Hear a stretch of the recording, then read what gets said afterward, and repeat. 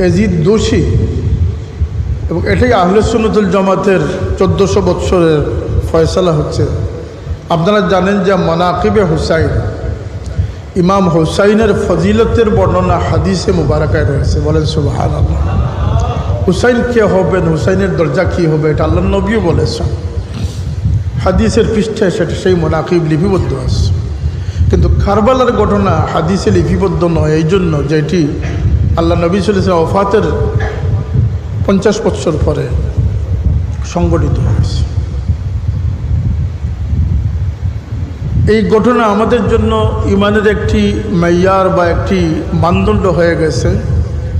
এজন্য যে আজকে উম্মতে মুসলিমার একদল ইমাম হুসাইনকে সাপোর্ট করতেছে, একদল ইয়াজিদকে সাপোর্ট করতেছে। যদিও ইয়াজিদের পক্ষের মানুষের সংখ্যা 1000-এ 1 জন, 999 জন হুসাইন